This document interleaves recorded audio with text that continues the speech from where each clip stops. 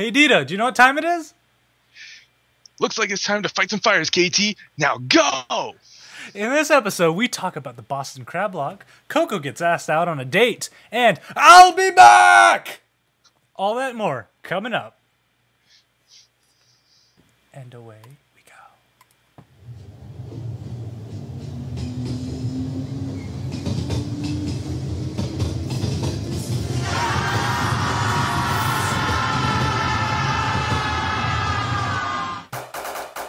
It's time for the Ktdata Anime Podcast with Dito and Ktdata. The Ktdata Anime Podcast is brought to you by Drew Tyler and Single Pass Encoding, bringing you video versions of the Ktdata Anime Podcast that much faster. Thank you, Drew. Welcome to the Ktdata Anime Podcast. I am Ktdata. And I'm Dito. And here's the anime podcast where we watch some animes, we talk about it, and, you know, we just waste some time around. So, how are you doing today, Dito? Oh, goodness. If it wasn't the fact alone that I just came from airsoft for the weekend and completely sunburned my forehead right here, the only place that I've sunburned, I'm doing quite well. Is that the only place? Does your butt hurt? Yes. Speaking of, so, if you guys have never seen this anime before, or this podcast before, what we do is we pick 3 animes. This season's animes are Kuroko's Basketball, Jurgamund, and Zombie no Desu-ka of the Dead. We talk about them, and warnings right now. We have spoilers, but don't run away. Don't run away. Stay here. You know, if you guys just head on over to ktdata.net and click on the show notes right there, I have links to every single episode that we talk about. Funimation's about a week behind on Zombie, Korewa Zombie, but you know, you can always watch the other ones and watch that later. You know? Korewa is actually the last one on the docket right there, but you know, these are legal ways too. It's not like some shady where most of them are on Crunchyroll, Hulu, and Funimation's website. You know, so they help bring these animes to the US. But speaking of these animes, Dito, shall we just jump into our first one that gets me pumped every time? KT's so excited for this, he can't hold it. Whee!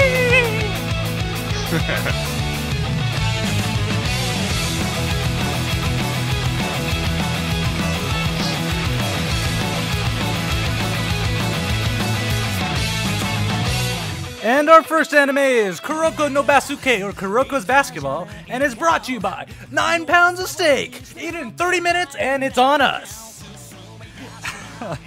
Now go. Yes, go, Dito, go. Oh, wait, this is not... Alright, the last episode, we witnessed what happens when you try to break a hoop, and you probably have to buy it when it's done. Secrets are found out, and faces get smacked by hands. Oh, yeah, so, you know, we end off on our last episode, high flying, you know, right when Kisei, he loses his first game, and it's a practice game too. Siren beats him 100 points to 98, which I think is nuts for a practice game. Like a normal game, you're lucky to get to 80 points, and here they are going 100 to 98. It's crazy right there. And so everybody's in shock, and it goes to Kisei, and he's just like, I lost. And all of a sudden these tears just start coming down, and he's crying. And the funny thing is, the captain of his team just like smacks him. It's like, what are you doing? Why are you crying over there? You should be putting like revenge into your speech there so you can get back at him, because it's only a practice game. Technically doesn't count. Yeah. So to remind you all, Kisei, he's one of the 5 on the Generation of Miracles, and Siren has beat them in a practice game. So supposedly practice games are not for keeps, so you shouldn't be taking it. But they lost to this unknown team. It's crazy, and the funny thing is, when the teams are saying bye, you just see the coach on Kisei's team. He has just this bitter look on him. And he has like the dark aura of death, just pissed off beyond reason there. Yeah, and then it cuts to what's her name? To Risa, and she's like, she's like just vibrating and glowing, and then just kind of like until next time, it's like you see flowers pop up, and they're all like, oh.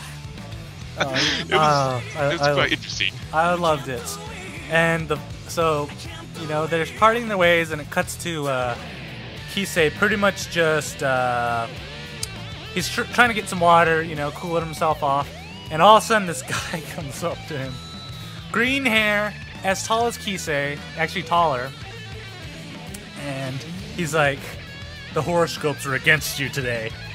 No wonder you lost.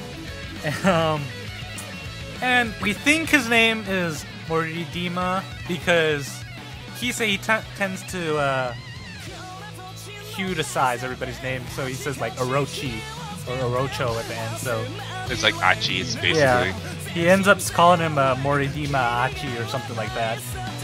And so you see him, his fingers are all taped up. I wonder about this because when watching the intro, you see all these players and you always see him with the glasses and his taped up fingers. I'm like, what's wrong with that? Turns out he's really superstitious. And so he follows the horoscopes and everything and tapes his fingers, and he's like, no wonder you lost. You were playing the inside game. That doesn't take any skill. The skill is all about the outside game, making that perfect shot right there. And he's like, about his superstition. His superstition is so like out there, is that he goes this all elaborate like predicting of what the horoscopes is, the reason why he can't get along with Kuroko, and his lucky object is apparently a frog, and he has like a small like purse frog. Yeah, he's like, today's lucky charm, the frog, and Kisei's like, I don't understand you sometimes. He's like, what's with the frog? Yeah, and there's actually this serious moment. It's like, I wouldn't worry about revenge. We're gonna beat these guys in the first round of the tournament. And they kind of walk off. And the funny thing is, so Kuroko, Risa ends up taking him to a doctor, have him checked out. And I was looking at this doctor, and I just like, seriously, that's a doctor right there? And he comes out okay. And everybody's, all right, let's go to get a victory dinner. And like, you should get something cheap, because I'm broke. And the other guy's like, me too. Yeah, me three. And all of a sudden, Risa, she's like, how much money do you guys have left after transportation costs? And they look it up. They have like 200 yen at most. I think it was not even that. I think it was less than even that. Yeah. And then all of a sudden there's a truck that goes by, and Risa sees it. It just says free steak on it. And she turns around. So the guys are like, oh man, no victory dinner for us. And she's like, how about we go get steak? The funny thing about that truck is I love the phone number on there. If anyone actually sees this phone number, it is circle, circle, circle, triangle, circle, circle. That's what I found the funniest thing about that. How did I dial that, Dito? I don't. We can probably. Do I have to like turn power brick it? Do I have to like do an international keyboard? Or? What you need to do is just kind of flip your phone over like this, and then smack it around or something like that. Like that? Yes. You should be able to dial that number now. We can get some free steaks. If we can do it. But when they get there, this is how it works itself. So it's the super volume 14-ounce steak, which is about 8.8 pounds of meat that they need to eat within 30 minutes, or they pay 10,000 yen, which is equivalent to $126 for US dollars. Yeah. Sorry. And for you guys who don't eat a lot of steaks, the normal size of a steak is maybe somewhere around 6 ounces to 12 ounces at most, and 12 ounces is pretty big already. Yeah. So this is 141 ounces, so it's probably the size of my head and some. Dito would do it, though. 8 pounds, basically 9 pounds of meat you're going to be stuffing in your gullet. It's like, oh, jeez. And then when they cut to the scene, they all have the steaks in front of them. It's quite like that thick, this big. So it's just like going, when I'm looking, I'm just going, my stomach's just going, oh. What's funny is it's actually pretty cheap for that. $126 for that much steak. That's actually pretty cheap. Yeah. If you think about it. But say the fact alone that meat in Japan is always expensive. Yeah, but even here in the U.S., I've seen steaks, like 8-ounce steaks, go for like $50, $60 already. So it's true. It's true. 141. That's almost a little under $1 a pound. or $1 an ounce. But I'd still do it. What's funny is Itsuki. We start this gag where he's starting to do puns, and so they call it suteki, which is almost like steak in Japanese, and everybody's just like. So pretty much like all the jokes I say on this podcast, Dito's just like same thing, same idea. It's just the way that he did it too. It was just the pun was so well delivered at the same time too. Everyone just was like, "I'm gonna kill you." Yeah. So as we actually see these guys starting to eat their steak, you know, they eat maybe like a quarter of it, and like, and then it cuts to Kagami, and he's like, "Oh, this is so good! Hey, you gonna eat yours?" And he like eats the entire team's rest of the steak, and you know, Kuroko, he eats like 2 bites, like, "I'm done." Which was funny too. They call it. He's stuffing his mouth like a chipmunk. Yeah, he's like, that's how I eat normally. So, ladies, keep tight. Ktdata.net. There you go. So they finish that off, and then Kuroko, while he's waiting for everybody else to suffocate themselves with steak, he walks outside, and look at it. Lo and behold, Kisei's out there, and he's like, "Can we talk for a second?" And so he disappears, and the team's all done. And the funny thing is, you see Kagami. He's walking out, and everybody's like, "I'm so full." And Kagami looks like he's like second trimester pregnant. Yeah. It was like, "Oh, maybe I hit a little too much." That was like the understatement of the year. But at the same time, too, they realize when they're all out there, they realize, wait a minute, where's Kuroko? Oh, he's probably in the back. And they all stare like he's not there. So the whole team starts looking for him, and Risa kind of makes a mention too. It's like, everyone go find Kuroko and everything, bring him back.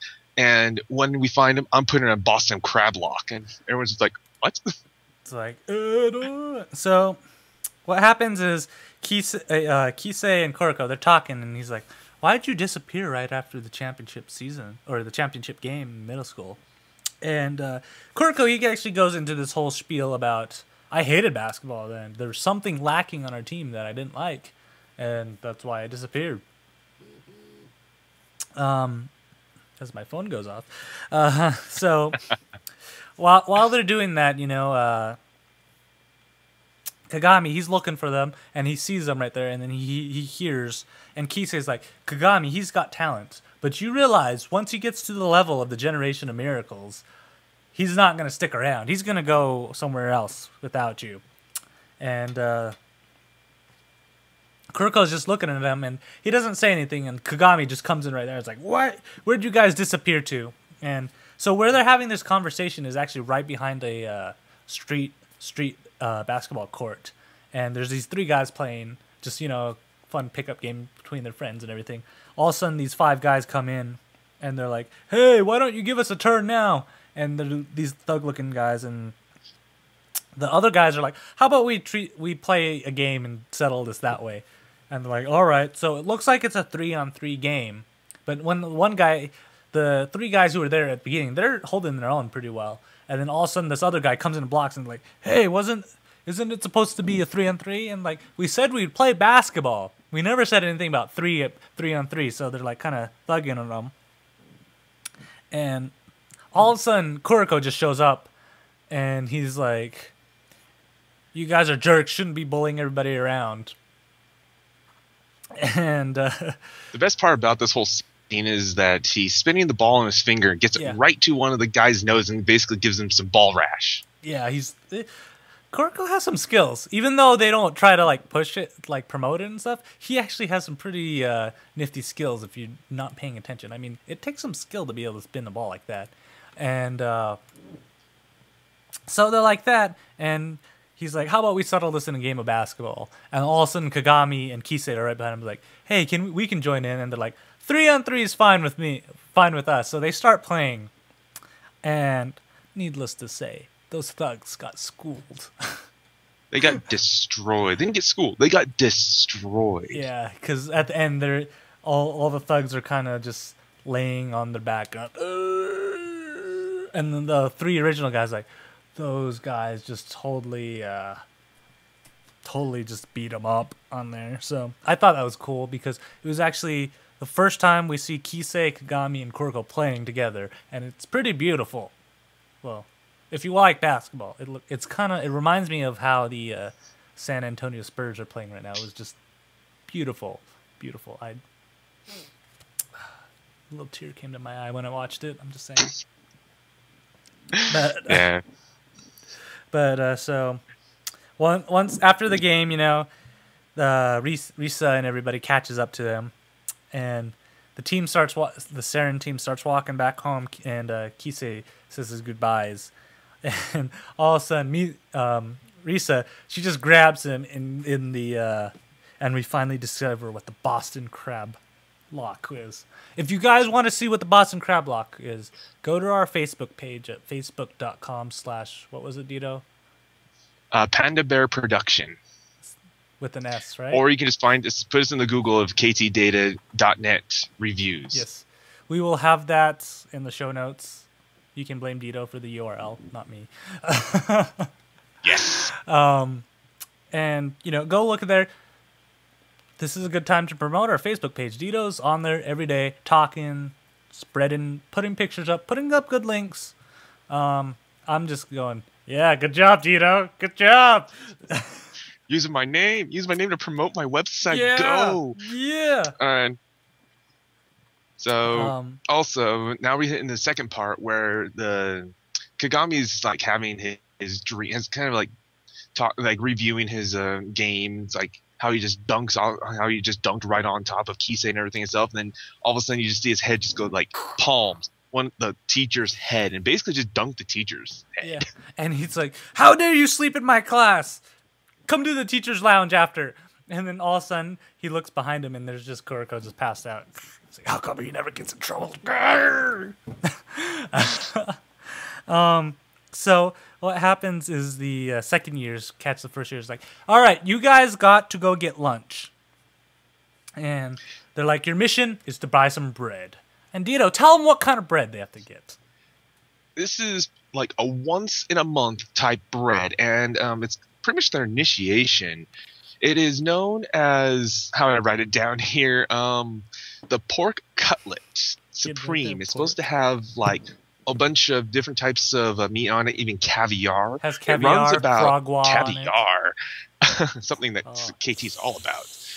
But it runs about 2,800 yen, which is equivalent to about $35 US, and that's very expensive. But at the same time, too, if anyone's ever seen just your general school anime itself, and when you think of like cafeteria scenes and everything itself, it's exactly what you're thinking about here. Yeah. You know what? I wonder how come Japanese cafeteria food looks 10 times better than anything I've ever had in American cafeteria food. Probably because it wasn't processed as much as ours. Like, it's bad. I don't understand, but they have like cool bento boxes, and they have all this special bread. So what happens? It's a battlefield there, and they look around. They see the American football team, so what we see as football in America. So it's like the big linebackers and everything. The rugby team's there. There's the sumo wrestling team's there, and they're all like fighting, trying to lunch rush this. And funny thing is that everybody tries to get it. So we see some of the first years. They're like, "All right, we just have to risk it," and they just run in. All of a sudden, you just see them flying out in the middle of the crowd. And then probably the best one is when Kagami throws the teammate on top of the crowd and starts to crowd surf. But the one thing that made me laugh pretty hard about this whole thing is that he shouts out in in English, "This must be Japanese lunch rush." Japanese lunch rush. And so what he pictures when he first sees it is the in the subway trains when the conductors are trying to push everybody into the subway to fit on at once. Which is also true. Which is also what they do too. Japanese lunch rush. And he's like, and they're like, "Your American is showing there." And that's when he starts crowd surfing. It's like, that's not the only American thing. And he rides on him because I thought that was hilarious. Didn't make it. And all of a sudden they turn around and guess who, of course, already has their bread right there? Kuroko. He's just chilling. He's like, I got mine. Yeah, he's like, I just, followed the ebb and the flow of the crowd, left some money, and came out with this. And they're like, what? So everybody gets the bread, and they take it back to the second years and like, good job, guys. You guys can have that. And so everybody takes a turn taking a bite out of this delectable sandwich with frog wa, pork cutlets on it, caviar, and I think there's like a hot dog or something in there too. No.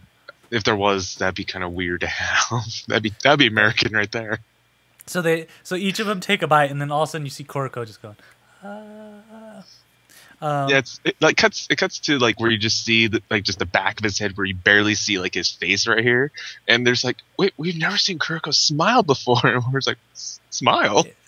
Yeah, and my favorite part is it goes through all the first years, and then it goes to Kagami. He's like, I don't care what it is as long as it's big, and he's got downing this like 3-footer sub. It's called the Super BLT, which is about like 1,000 yen, which is equivalent to like $13. Oh man, I love that. So then they cut into their first practice game, and this is actually, I'm pretty sure this is going to be the basis of a lot of the games after now. So how the high school championships work out is that, so there's the inter-high tournament, and then before the inter-high tournament, there's the preliminary rounds, and the preliminary rounds is a tournament in itself. So if you lose a game, you go home. So you got to win them, or you're going home. And, so they're all training for it. And Risa, she actually cuts to the practice. She cuts class and goes to the first team's practice. And then she comes back. They're like, all right, we might have one player that's a problem. And his name is Papa Mumbai Siki. And he's this tall guy who's from Africa. And everybody starts talking about how all the Japanese teams are not getting international players to play because they just have bigger size and they're usually more athletic than the team. And so they're all training, and then all of a sudden, Risa, she's like, all right, Kuroko, you and Kagami, you're on a special training regimen starting tomorrow. And they train for 2 weeks straight, and it just shows them running drills and everything. And part of me that warmed me up, like, oh man, I miss doing all those drills in basketball. But the funny thing about this whole thing is when they're actually talking about and show the picture of Papa and everything stuff, they all were making puns about his name because like Papa, and they just keep on going like putting random stuff in there. And because of their little spiel, Risa actually has asked Kuroko to give him a nickname, and he's just like Otosan, which means dad. Yeah. So and then they start making it really, and then of course you have Izuki, sorry, I totally moshed his name again, but you have Izuki just make a really bad pun again, and they all are just like sitting there, the whole team was busted laughing, and they're like, that's horrible, hey, you're laughing too. Yeah, that was a great moment there. So the team is Shinkyo High, and the funny thing is when they actually show up, Dad he runs into Kuroko and lifts him up. He's like, little kid, you shouldn't be on the court. And then he sees his jersey and there's like, you're a basketball player. And the other entire team's like, how did you guys beat Kiriko or the Kisei's team? They're the generation of miracles is probably not that strong. And I laughed at this whole scene right here because it's like, Dad picks up lost child. That's just the first thing that popped in my head right when I saw that picture. He literally just picks him up like that. And so when they first start playing, Dad, he's kind of dominating because of his athleticism. And then all of a sudden the defense starts fitting in. And it's not anything like the first game with Kisei, It shows you that Kagami, he actually learned how to defend. So in basketball, a block shot, that's spectacular and all. But blocking a shot or bothering the shot and making the player have a bad shot is just as good as a block shot because he's not scoring points. As long as he doesn't score points, it's still pretty good. So he's doing that, and the other team's going like, what's going on? And of course, Kuroko and the rest of the team, they're actually scoring on them. And then Kagami's like, I need to make a statement. So he turns to Dad and tells him two things are going to happen. It's like, one, he's going to block one of his shots, and two, Kuroko's going to give him more trouble than he expects. And Kuroko's like, can you please stop calling me a kid? And that was just right when like the ball was getting passed straight to Dad, and Kuroko's there and just like bounces it right between his legs, gives it to Kagami, and he just goes in for a dunk. Yeah. So that's the end of Kuroko. But speaking of kids, let's go on to our next anime. We have always said that I'm you from here. Money more, what to say.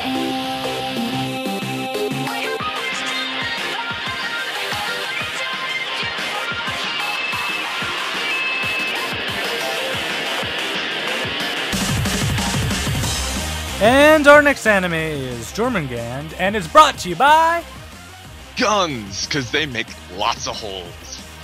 So when we last left off, we make a deadly music box.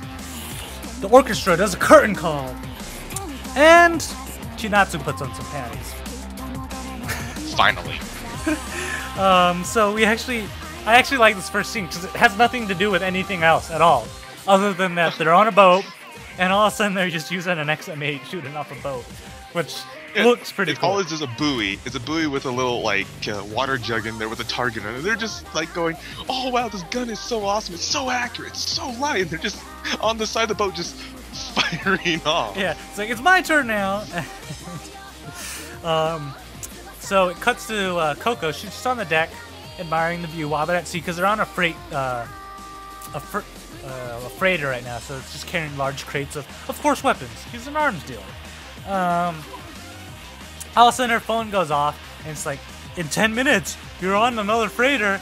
Okay, and then she's like, hurry, go hide Koko, and go teach him English or something. Just go hide him. You mean John? Jonah. Yeah. All the animes are Go, reading. Koko, hi Koko. Wait, I am Koko.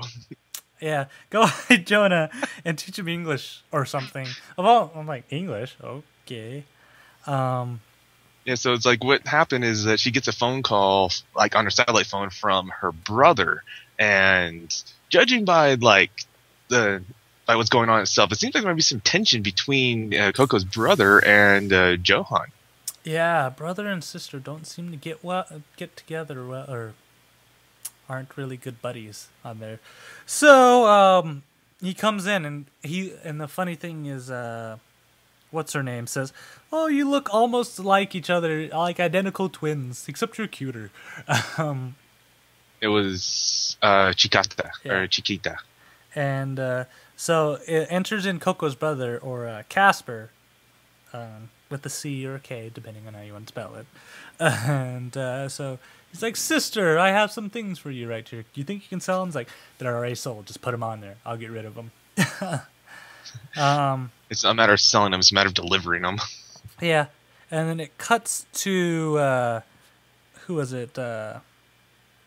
Jonah learning English with one of the guys, and he's telling him a story. Mao? No, it's not Mao. Mao's the other guy. The other dude. But he's telling him a story about this Chinese guy who has a pike, and he says that can stab through anything.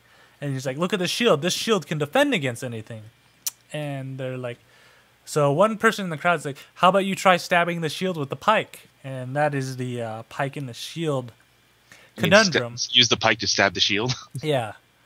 So it was just a metaphor using the term like conundrum, trying to show that, if you prove something wrong to someone else and they don't think it through, they're gonna leave them confused, in a sense. And the story was just a really interesting thing that was trying to teach Johan, and he was just like, "You want to know more?" And then he's just very curious about it, and it kind of cuts away from there. Yeah. So, and then it says, Casper and Koko are talking, and he's like, "So there's the Chinese," and she's like, "The Chinese are everywhere." But he's like, he's like, "You should be aware of the Daising Hai Company," which is another, I guess, competing arms dealer company dude thing. And since they're going to Africa right now, and then all of a sudden he's like, "Can I go to the bathroom?" And she's like, "You don't have to ask me to go to the bathroom." The greatest part about this is too, you see like Volman just back there laughing. Yeah, I don't think so. And then at that time, that's right when Jonah is like, "I gotta go pee," so he's in the bathroom right now on some pipes, peeing, and then all of a sudden Casper comes by, and then they're just kind of in there, and what do you think he did? I swear to God, Casper took a peek at Jonah. I really did, because you see him. Yeah, and then so what Jonah does is he pulls a knife and like comes right at Casper, and all of a sudden Casper's bodyguard actually grabs him. Chiquita. Yeah. Grabs him, and she's like, "Really, you're gonna use this kind of blade to stab him?" And she's just holding him, and Casper's just sitting there washing his hands and everything, and he's like, "Jonah, I haven't seen you in a while. It's been quite some time." And it actually cuts. We back go into like a small past. past of Johan, because we're talking about like hopefully we'll be able to see some past story with him. So like 3 months prior to Johan was a part of just a resistance, like a reinforcements to this other resistance group on this base, and from there it was him and like 3 other orphans that were sent as their as reinforcements, and because they're orphans and everything and stuff, they just kind of use them as guinea pigs. So like, for example, let's take a couple of them, go out to a field and everything, and use them as landmine bait, so to speak. But because of this, one of Johan's friends, Makia, is taken away and never seen again. So Johan gets really, really pissed about this. Starts collecting a gun with a bunch of clips and everything himself, tapes a knife to his hand, and just starts laying waste to this base. Like everybody was going in a panic. It's like, why can't we see him? Why can't we see him? And they're just see him taking out like the entire base. Gets the commander, takes out the commander. Finds this guy who is totally a journalist, but is actually an arms dealer. Takes him out. He even manages to trick the soldiers on the base to start shooting at each other. And they're like, "Stop shooting! You're gonna hit each other right there." He takes out the entire base, and then all of a sudden he just like feels this eerie essence around him. He just backs up behind a container, and is like, "I feel like I'm surrounded."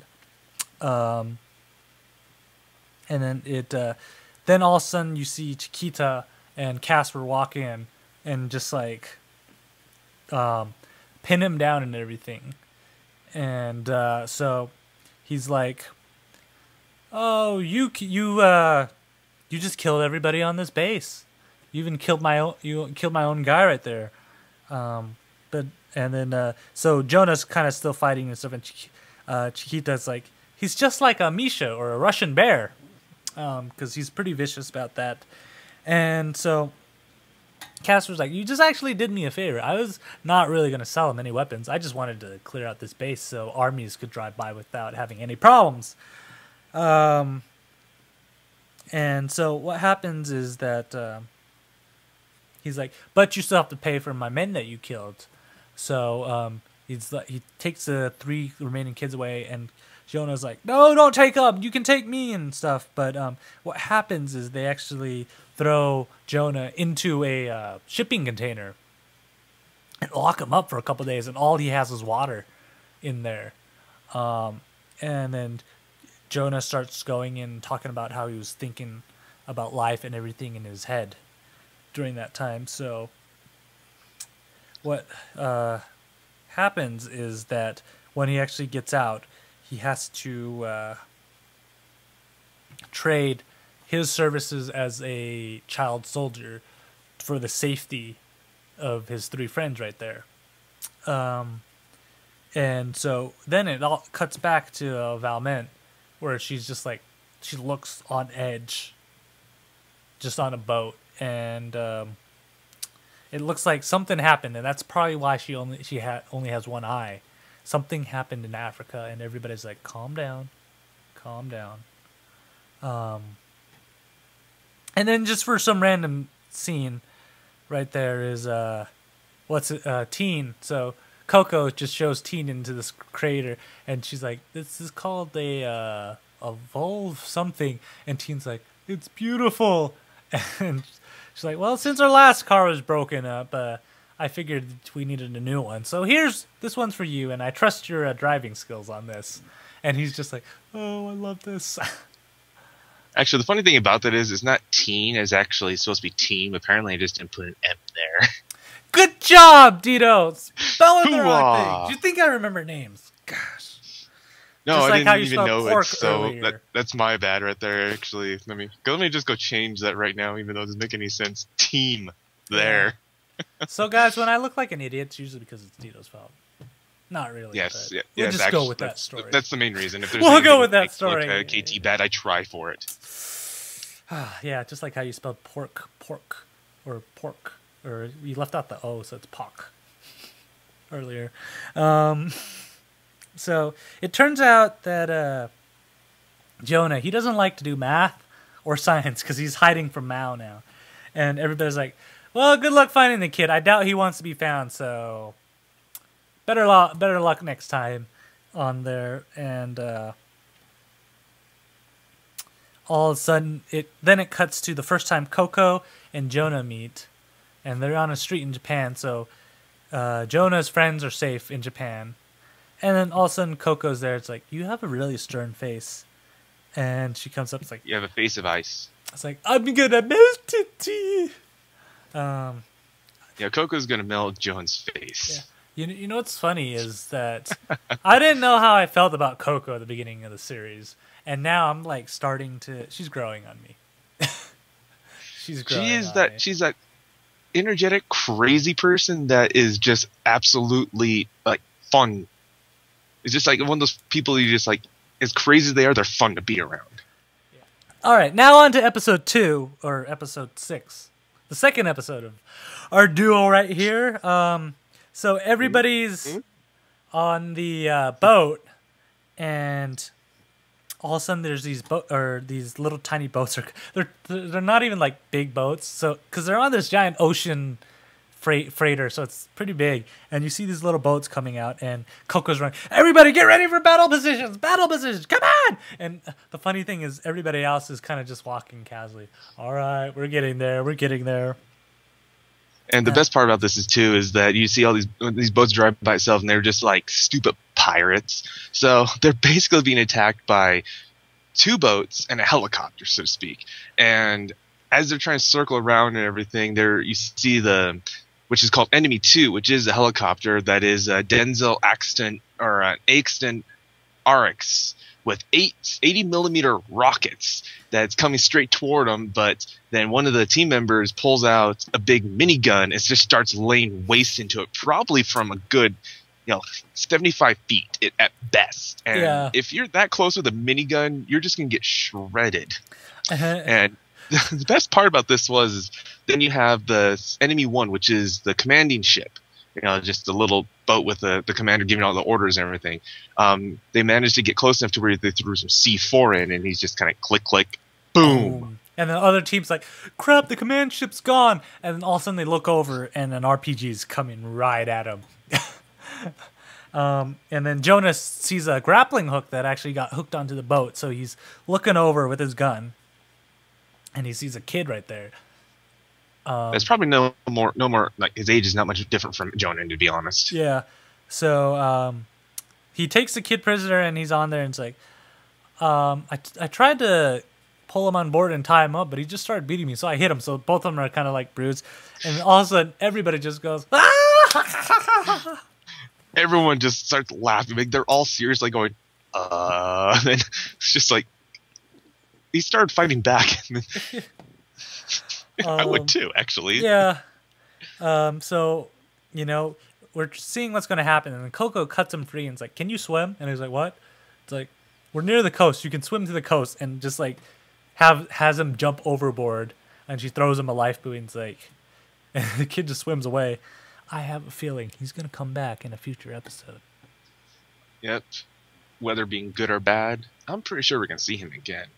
So now we cut into another part where we meet up with our old friend Scarecrow, that is so-called talking with the Daijing company Chang Gonming, which, because he's talking to himself, you figure he's probably one of the bigwigs of this company. And, after so-called threatening him a little bit, he leaves with a phone call where his assistant, Karen, goes up to the bodyguard of Scarecrow, kind of flashes her panties at him, and she beats the living crap out of him. And then all of a sudden, he's Mr. Chang. He's like, "Don't kill him. We have a lot to explain if we kill him." It's like, "As you wish." And as she gets up and everything, he's just like, "Oh, you got blood on you," and she just gets like this weird look on her face of smiling, just kind of like, "May I use the restroom?" Yeah. I'm just kind of like, "What?" But the funny part about this is that it cuts back to Scarecrow talking about Koko having missiles and everything itself, and he's just like going, they're not paying in cash, they're paying in diamonds, and then you hear the door shut, and there's like walking away while he's taking a sip of coffee, just kind of like spit take. It just goes off everywhere. The best part about this whole thing is that I don't know how she could have gone to the bathroom and washed and cleaned herself up if that was the first time they left the room. Yeah, so he's trying to run after him. He's like, "Hey, stop!" And then he sees the bodyguard beat up, and he's like, "How'd you let the kung fu girl beat you up?" You're just laying there to pool your own blood. So they walk away, and then it cuts into this. I guess this girl is going to be the story, because it's a 2-part episode, and we only talk about the first part in this episode of Kita. Where it's Dr. Miyami, and she's pretty nuts. She's a butterfly nerd. Yeah, she's a huge butterfly nerd. And the funny thing is, like, "I have to go tomorrow." And the guy's like, "It's kind of rash that you're going on this hike." It's like, "I have to go tomorrow. I have to save my babies." And the funny thing is, she freaks out the same way Koko does by like rolling around on her bed. Yeah, that was the funniest part too. But then she like grabs her laptop and everything after saying, "There's snow up there." Moko's just kind of like this. "You can't go up there. There's probably no butterflies there because of the snow and everything." And she pulls out like a GPS, this navigation, like Google Maps satellite things and everything itself, and just goes in and starts talking about they're there because of Dr. James says it is and everything. Like, believe in Dr. James, and he's just like, "Who?" Yeah. It's just funny because he's like, "Dade." Yeah. And I'm just like. So it was priceless. Yeah. So it actually turns out that Dr. Miyami, she's a expert in robotics, and she actually built a little mechanical robot butterfly that she catches, and she's like, "I don't care if they end up using my inventions for war or destruction. Those probably could actually be good ways of delivering C4 directly at someone," would say. So they're supposed to actually meet at a weapons expo. So it cuts back to the team, and I love this. Is early morning, you just see Valment is working out, and then Jonah shows up, and she's like, "Rubber knives, you want to practice?" And they just have instead of having breakfast, I guess they have a early morning knife fight. To see exactly what it is to have a knife fight too, again, our Facebook page, one of the videos I posted up there was on our season game, as we had a knife fight with rubber knives. I videotaped a few of them. Go ahead and check that out and laugh at our horribleness. Yeah, I love how she finishes it off too, because Jonah jumps, and then she just grabs him and it's like, "If you jump, you expose yourself," and she just carries him off. "Let's go have a shower before we have to go." She just like this. It's just like, just catch and just, "Well, let's go and shower and get some lunch," and just walks off with them. It's just like, wow. And Jonah's just like,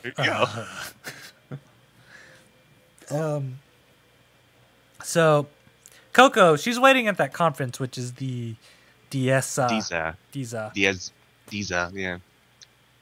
And Lee Hyun's still never found the acronym for it. Yeah, Lee Hyun's like, "I bet you anything she's not going to show up. I bet you $5 she's not going to show." And sure as rain, here comes one of her assistants, I'd say. Her assistants comes up and is just like apologizing to herself. It's like, "Just because you're here itself," she bailed, all right? Yeah, she went off on a butterfly hunt, and she's like, and she's like, she mailed me her GPS address and hands it to Koko. And then all of a sudden, Koko just hears this annoying voice. She's like, "That voice." And she turns around. It's the British guy that we met in a couple episodes ago. and they're The assassins. first episode, mind you. The first episode, and they're like, "How do you feel about this weapon, Expo?" And he's like, I think I might be pulling out of the Middle East and Asia."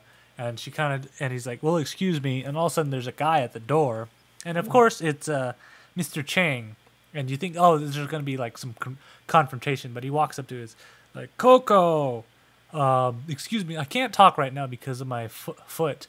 Would you mind joining me for dinner later on?" And this is probably the funniest thing too, is because the first thing she says is like, "As long as it's a 5-star Chinese restaurant, sure." Anytime. And I was like, "Oh, I like you."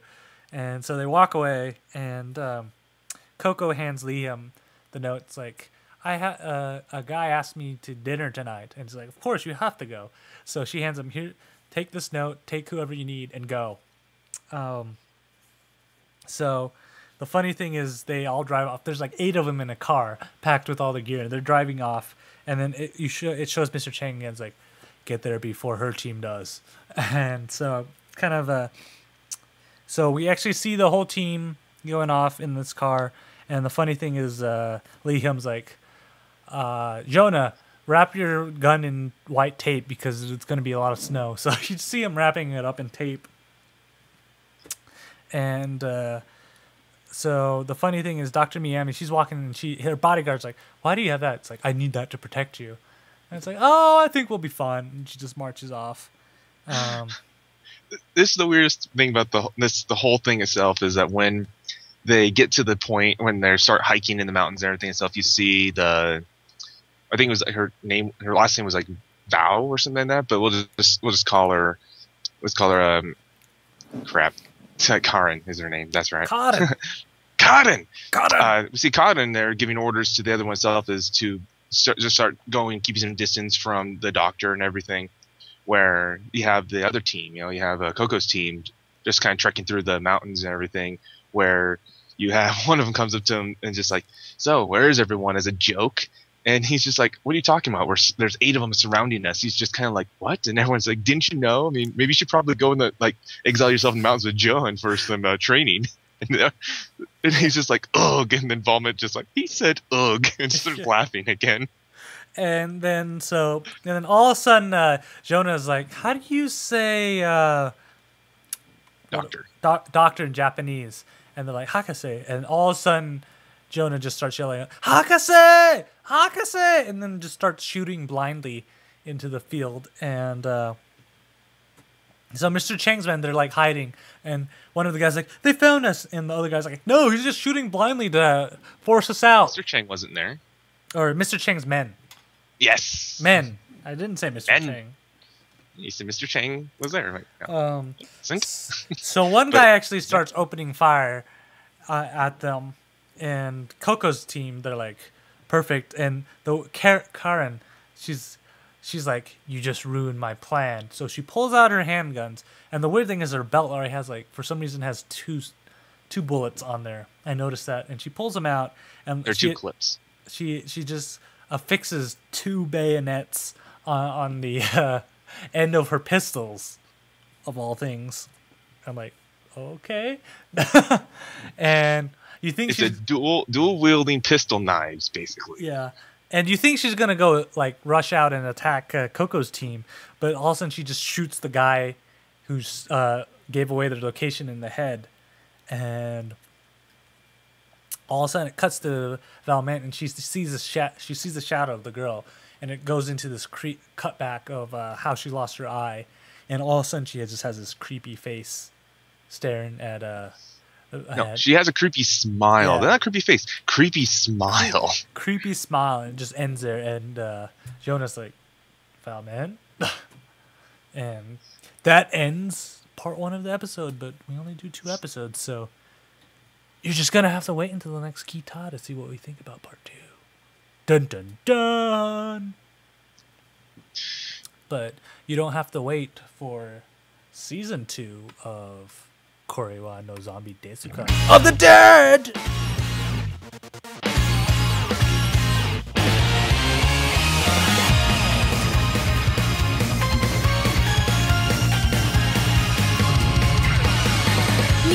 And Korewa is brought to you by yodeling and pelvic thrusts. It cures underworld colds. Just a warning for everybody here. Our protagonist is a zombie, so please do not try this at home. So, when we last left off, Mistalin gets some morphine. We learn about voodoo dancing. And we see how to get a free meal at a maid cafe. Oh yeah. Oh yeah. So we start out the whole series or the whole show with Sarah needing to go back to the village for whatever reasons. We find out that Yuki is there too, and they're having the measurements done because the elders have their reasons. Right. That's what Dito says. I have a feeling like Right. Dito would be one of the elders in this village. Probably I would be. Making them all dress up in maid outfits. Calling them vampire ninjas. You get some ninjas, yes. But then we cut to seeing you with a whole bunch of frozen tangerines because apparently they really don't have much food left since Sarah took off because, we have Ayakawa doing all the chores and everything itself, and it seems like a lot of it's piling up. Yeah, it looks like Sarah was the housewife of the group. Yeah, really. Well, everybody was gone. And so he's like, I can't go outside. There's sun outside. So he's going to, he's going to go ask Haruna. It's like, can you go? And she just rides by on, she's riding on a Roomba. And she's like, I can't right now. I'm busy. And the Roomba just zooms by. I'm just looking at them going, aren't one of those things supposed to try to clean with no supervision? Is that the whole point of them? Dito, riding a Roomba takes a lot of concentration, man. You can't just like, if you're not paying attention, you could fly off one of those. It's dangerous. Apparently. It very apparently, because Haruna has proven this to us, so one day I'm going to have to try that myself. Yeah, and then so Aiko was talking to you, and she kind of doesn't look that well, and all of a sudden she collapses, and he's like, you! So Haruna and Aiko get her on a futon and everything. And then he's like, Haruna, can you go get her some ice? So she disappears to go buy ice, and this is probably Dito's awesome part. This is the funny. A couple different things here make me laugh at here. One, Haruna goes and leaves to get ice where they should have an ice box full of ice, but instead she takes the long route. Ayakawa is like trying to figure out what he needs to do because he's burning up here. So he's like, the moment he goes for is like, I gotta remove her clothes and everything, and because she's just gonna catch a cold in her own sweat. And then he's like, wait, no, I can't do this. And he just starts going through all these like perverted things and stuff. He's like, no, I'm trying to do this like the most pure intent and everything. So he ends up putting gloves on, putting a bandana around his blindfold. I'm sorry, and just like meditation mode. So, and then he goes straight into like trying to remove use armor and clothing, and instead he finds the Dyson fan and pulls off the fan, and I'm just sitting there going like, no, not the fan. I saw it like, I just gonna be pissed. And then it was just very interesting. All of a sudden, you grabs Aiko's hands like, huh? You're over here? So then you sitting up and everything while Ayaka's still blindfolded with gloves on and like rubbing her shoulders. She's like, what is this? Isn't this like, this is her shoulders and everything and stuff, and realizes like, wait a minute, she's not wearing a bra. And he just goes and just kind of like freaks out and everything. So just in time to where Haruna comes through the door with the ice pick and this huge block of ice, grabs Ayakawa by the head with the ice pick, or the ice, I don't know what we really call it, it's called an ice pick, and just throws them against the wall.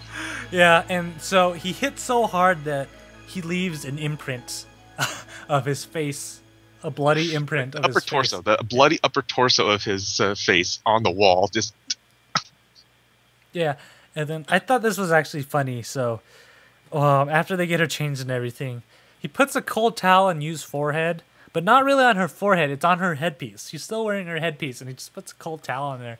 I'm like, yeah, that's really gonna help. it's super effective. So Aiko is like, I wonder if I can just take her to a doctor, or do I have to do something special? So it's like, wait, Anderson's from the underworld. I'll call him. And so Anderson's like, this whole next part here, I had to spend like 5 minutes to rewatch because Anderson gives him some basic, just says, "Do you really want to help you?" He's like, "Yes." Then follow my instructions, no questions asked. So he's just like yodel. And he's like, what? Yodeling. Like when I was sick last time, someone came and yodeled, and I felt a lot better. So he's just like, alrighty, pops out there and starts yodeling and everything. And he's just like, all right, now you have to strip down to your underwear and perform side steps. Yeah. So he literally, you see him like, I really might want to make a gif of this. You see him in the closet or in the hallway, just starts doing his like strip tease dance, and starts rips off his shirt and everything, gets right, and then jumps straight next to you and everything. Starts doing some more weird dancing. Puts his fist into his pants and starts pelvic thrusting, just like, ugh, ugh. And I just like, it was like the most like best thing I've seen in this episode that made me laugh so hard that I actually had to pause and I just head to desk. That's all I had to say, just laughing.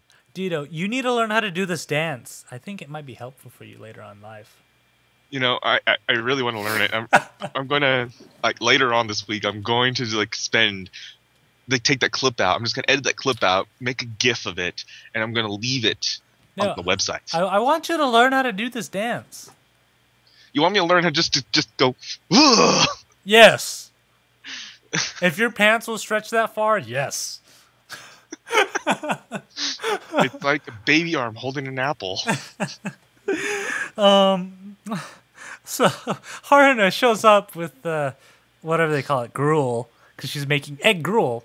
And she's like, "What in the world are you doing?" And she kicks him again, and he leaves yet another mark on the wall. And it's like, "It's not my fault. Anderson told me to do it." And Anderson is just like laughing right now. It's like, I just wanted you guys. You were so proud of him. I had to take the opportunity to do this. And he got trolled. Like, I got trolled so hard by Anderson, it was just priceless. And this is exactly the reason why I will never take advice from Dito if I am ever sick. I'm just saying. That's the best advice. That's the best advice. But he's like, "Oh, she'll probably be fine as long as she gets a good night's rest and everything." So, cuts to a scene where, again, Aikawa is replacing the cold pack again on the headpiece, and she's like, "Oh, it looks like she's passed out. She's sound asleep." So he goes to bed. He's laying in bed, and all of a sudden he hears just a thud in front of his door, and it's you. And she holds up her hand. She's like, "Can I sleep with you tonight?" And Aikawa's like, "Ooh." So he just basically lost his mind there, just because Yu's already wanting to to spend the night with them because she's sick. Really. Yeah. So it cuts to the next scene, and if you guys were wondering why in the world I was making that face in the intro, that's pretty much what it exactly looked like in the anime while he's laying next to her. And at this point, we see that that Haruna comes in and just like, "I can't find you anywhere," and he like covers her up, just like going, "Oh crap," tells her like, "Oh, I found these mittens that will keep her hands warm and everything." So they're just cat gloves. Yeah, and then she pulls out this gnome, and she's like, "You know how hard it was for me to find this gnome?" And it's just like this fat thing going.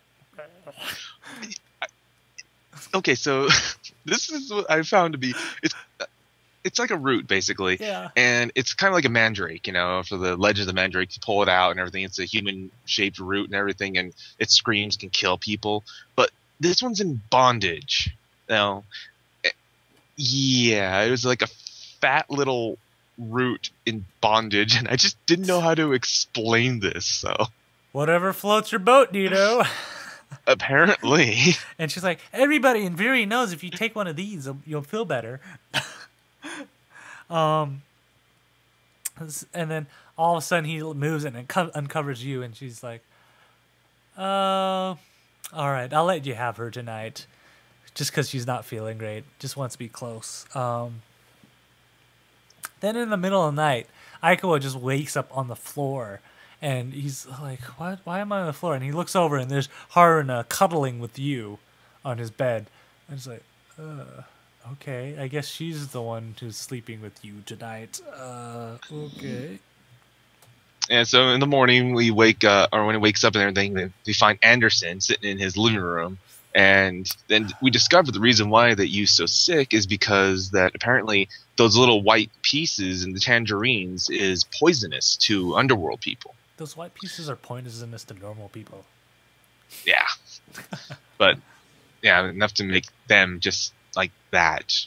But, fortunately, there is a cure, and both Anderson and Haruna know it. They just don't know which one. So think of every single household remedy, like mother's remedies, just everything. You have to cure hiccups and all stuff, and they try all of it on you.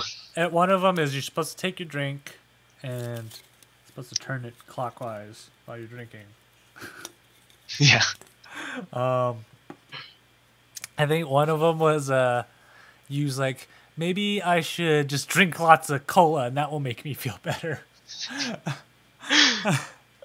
Yeah, but the one that made me laugh was you must bathe in water covered in soy flour at 46 degrees centigrade for 36 minutes. And they're like, I don't know, we should try it. And all of a sudden you just see the room filled with like soy flour on the TV and everything. And Aiko's like, oh man, Sarah's like, gonna kill me after this. And he's like, you actually got better? Which one of them actually worked? And Anderson's like, let's not pay attention to details. Let's just be glad she's well again. And they just kind of play it off like nothing happened. Yeah, and then all of a sudden Haruna, she just starts like, Achoo! Achoo! And it's like, could it be contagious? And it's like, no, I don't think anybody other than Underworlders can get that. And it's like, oh, so it's just a common cold? And it kind of actually reflects back to all the little hints. And Aiko was like noticing that Haruna was kind of hinting she was sick too, but she didn't want to let on because she didn't want to have him worry about both of them. So he's first trying to get her into the futon in bed. And Yu's like, here, I'll take care of you and everything.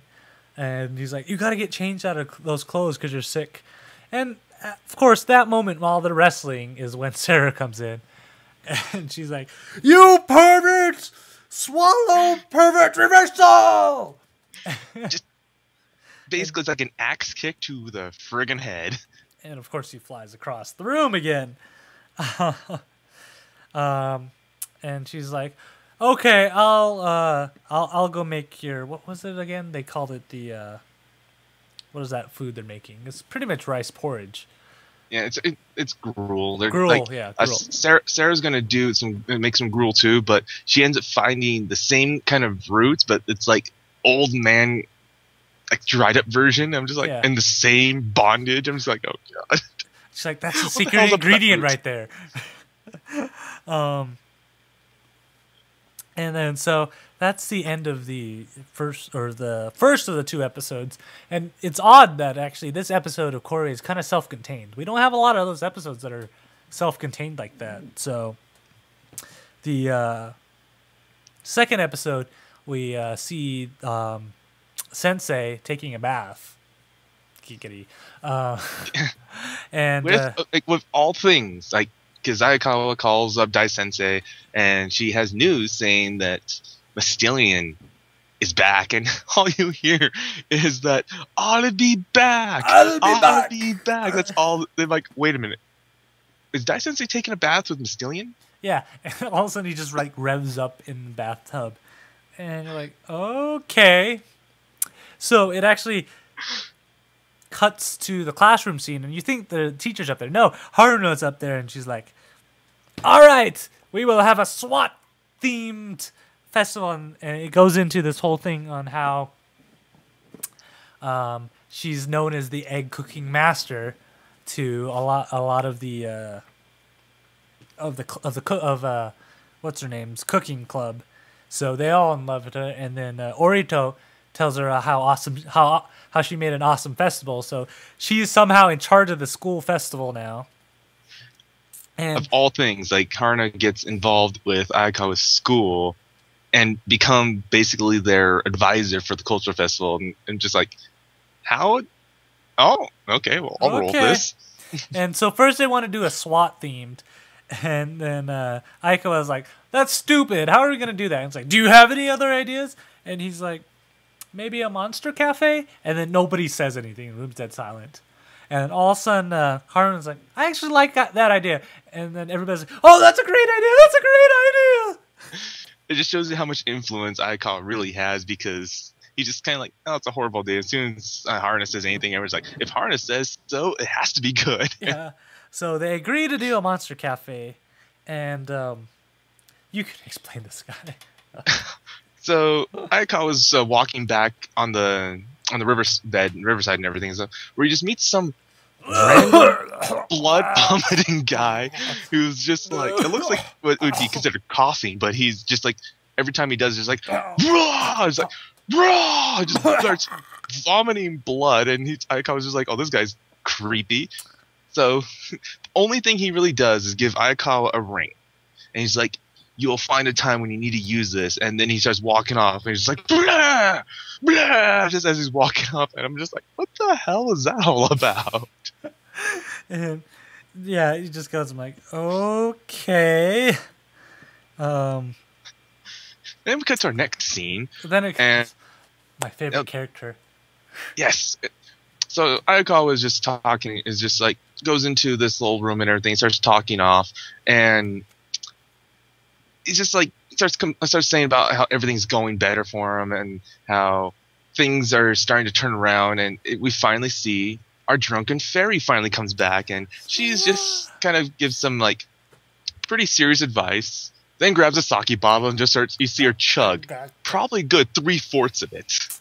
And he's like, isn't that a bit much? Like, of course it is. And then she goes back into her drunken fairiness and passes out.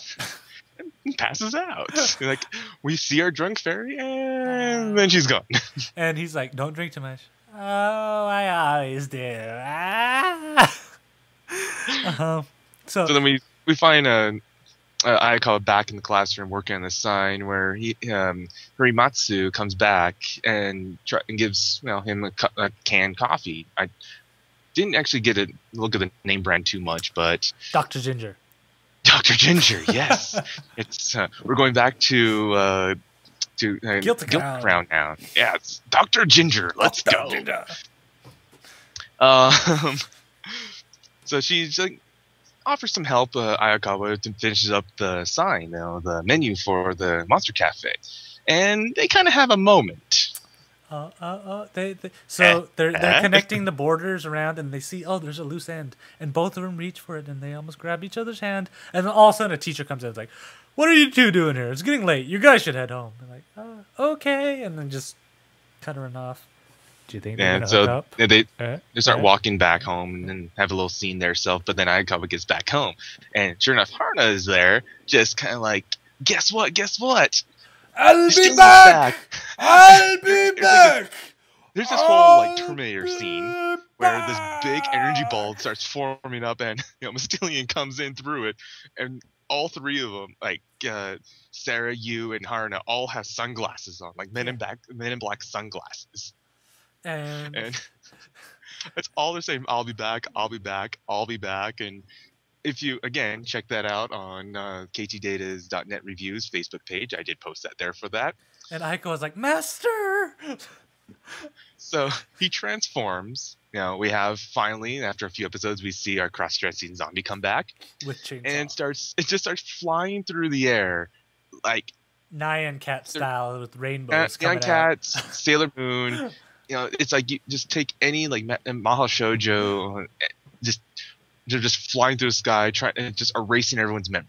Like he ever was a cross-dressing pervert, which he still is. And so he shows up for the festival in the morning, all happy, like, I'll see you guys at the festival. And he walks, and then all of a sudden he's just like, and he's dressed up as Dracula's bride. I was like, I thought I got Add the fire into the frying pan. And the funny thing is, it cuts through all the people, and they're giving him the same things he said before. Like, I like your legs. I kind of like them too. I didn't really want to hear that. Oh, why? Why? It doesn't matter. It's like he's like, Gaia, curse you. It's like, and then then you just puts up a sign just says it's endless cycle. Yeah. So, and then Haruna kind of drags, come here, Aiko, and they take her to her booth, and she's selling CDs. All of a sudden, and she's like, we haven't sold any CDs, and so she presses play on it, and guess what kind of music it is? Checka, checka, checka, checka, checka, checka, and then everyone just like falls over. It's voodoo music beginning again. Apparently what they did is they put out like a few dozen CDs between Yuki and Haruna about their voodoo dancing and their voodoo music. And yeah, so they're trying to sell it, and then Yu just goes up and presses play again, and everybody's like, and they managed, and then she's like, fine, I'll have to sell them directly. So after that, we Yuki's now have Sarah and you helping out Haruna trying to sell her CDs. Yeah, but Yuki's like, I need to talk to you for a second. So she pulls him away and shows him this note, and it's like, meet me under the something tree in the schoolyard. It looks like a ransom note, to be honest. Yeah, a ransom note. And then Yuki goes into this whole talking to herself about, oh no, this is where everybody confesses and blah blah. And then Aiko was like, this is usually the lucky spot where they confess, and usually they have better luck and stuff. So she's going all red and everything. And then Aiko turns to her and she runs and hits a button on the tree. It's a giant button that you don't know that. How do you not notice that? Red button. It's the big red button you cannot push. And she managed to push it, and a wash pan just ping, just hits her in the head, and she kind of passes out. Yeah, and then all of a sudden this like being pops out of her. Her fire summoning spirit basically pops out and everything, and it's about to self-destruct again. Where our bombing lab coat guy, because I don't know his name, it comes in there, tells him, you have the ring. You must place it on. You must use the ring, and some Aiko puts it on his hand. He's like this, no, on her. So he runs over there, puts it on her ring finger of all places, and the ring has the power to seal any unchecked power. Yeah, he's like, that's a Mistalin Island item right there. As long as she wears it, the unchecked power won't escape. And so Yuki comes back forward, and she sees a ring on her finger. It's like, oh, what's this? It's like, I know we're her wife and everything, but wow, I really. And Aiko's like, let me explain. No. And she's like, oh, and then he tries to get closer. No, it's not time yet for our kiss, and she just runs off. It just bolts, just. And then it cuts to Haruna and Yuki, and as another tribute to other animes, because they blatantly hat tip a lot of animes. Guess what? The Aiko, or not Aiko, Haruna and company are wearing bunny suits.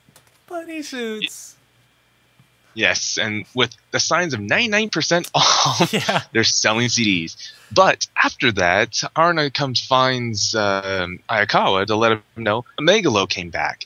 And it's two of them on top of each other. It has a little rat and an ape. And the rat's going, what's your bra size? What's your bra size? And that's all they're asking. It's like E, G, F. And the ape's just like, I'm aroused. Yeah. I'm aroused. And I'm just like, what the hell? So now we have Haruna and Ayakawa both transform into Maho Shoujos. She has this little device that takes some mystical powers that allows her to transform. So both of them are transformed, and then of course they do their trademark name, the double Mistalin kick. But before that, it comes down to Haruna tries to attack it, and it tries to attack the God.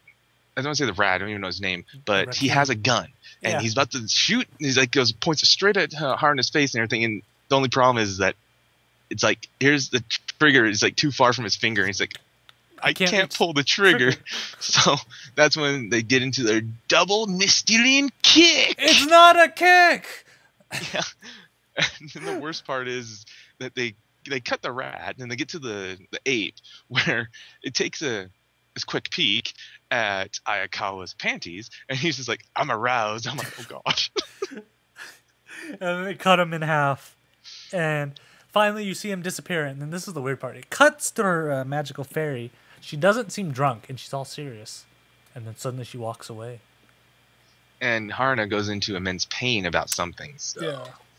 We're about to find out exactly what just happened. Oh no, Corey was getting serious on us. Oh man. No, more Mystilean kicks. It's gonna turn into Shauna. Oh no. Oh god, I hope not. It's only 12 episodes. 12 episodes of talking, Dito. Oh yeah. Hoo-ah! And then we get the Shauna punch to lighten everything up again. Yeah. But, you know, that's the end of the episode. And it's also the end of the Kita. We made it through, Dito, and we made it like under time for once. That's crazy. Yes. Under time. Yes. For once, we're actually on time almost. Yeah. So for all of you guys out there who are watching this after, come watch us live. ktdata.net/live. You see all the stuff. You're gonna miss out. You missed out on the best thing ever before we started the show. I wasn't recording then, so I didn't even have video for you, but it was awesome. Dito loved it. Everybody else loved it. You can talk in the chat room. You know, there's good people out there, or maybe not. I don't know, but good times. And make sure you guys check out. Of course, we do it live every 2 weeks. So our next episode is actually June 5th.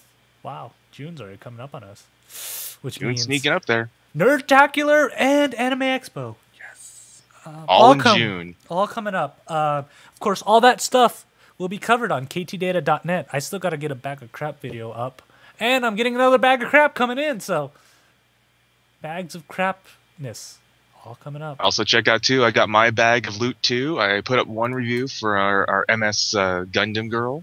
Then I also have another 2 to put up as well. So, watch for those as well. I know. All that and more just at ktdata.net. Make sure you guys check that out. Make sure, again, our Facebook page is ktdata.net/panda Panda Productions, or just check for ktdata.net reviews. Yeah. Follow, well, go to the Facebook page. If you're a Twitter guy, you can find me there on Google+. I'm there too. We're everywhere on the social media things. Dito, do you have anything else to pimp before we go? No. All right, guys. See you guys in 2 weeks. Bye!